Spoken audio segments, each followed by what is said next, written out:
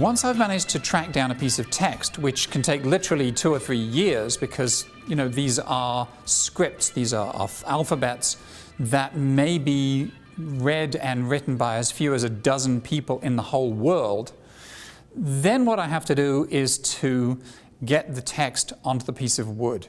And I tried all sorts of fancy techniques to do that until I discovered that you can still buy carbon paper. Who knew? This is a piece of text in Syriac. Syriac is really interesting because it has this extraordinary lineage that goes back to the great empires of Persia and Assyria and Babylonia. Because in those days, the lingua franca, or the generally used language of civilized people, was Aramaic. And in fact, most of the great documents of history have come down to us written in Aramaic. Even the classics of Greek literature, for example, and many biblical documents were written in Aramaic. And Aramaic was written in the Syriac script, which is this script here. Those civilizations obviously have long crumbled, and in fact the Assyrian Empire, which was one of the great empires of the pre-Christian era, has been sort of scattered to the winds. And when that happens, you get this gradual sort of cultural decline that takes place as individual Assyrians are separated from each other, they assimilate into other cultures, etc. And I was lucky enough to get an Assyrian gentleman called George Betshlimon to actually write me out a couple of pieces of text in Syriac using an authentic pre-Christian Sharpie to do so. And I've got 2 of these here. I'll show you this finished one. This is a proverb, and it says, "Do not build up stores of silver and gold. A great poison is in them. Instead, gather education."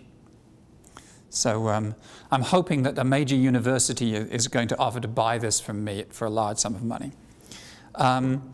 This one is a piece of advice given by King Sennacherib's advisor to his nephew.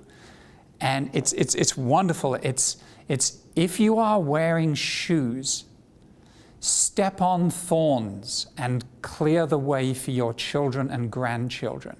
I love that. What I do is to take the text and blow it up or blow it down so it fits the piece of wood that I have available. And then I tape it in place, and I put a piece of carbon paper underneath, and then I use probably the least expensive, lowest tech tool in all of my weaponry, which is a ballpoint pen, Exhibit A, and simply go over the writing in ballpoint pen, and the image is transferred onto the wood, and I can then go ahead and carve it. One word about this wood, by the way. At the moment it just looks like sort of dusty brown. It's actually called flame mahogany.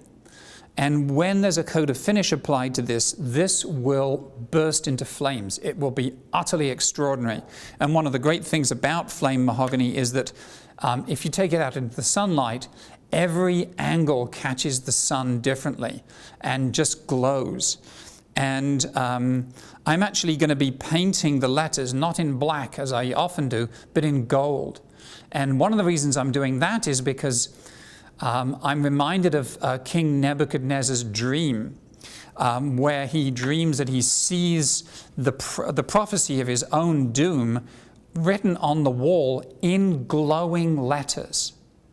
And one of the interesting things about painting on a darkish wood in gold letters is that they glow like that, and they have this even eerie spiritual quality about them. They're not as crisply defined as black letters are, but they seem to glow from the heart of the letter and have that quality of spiritual intensity about them.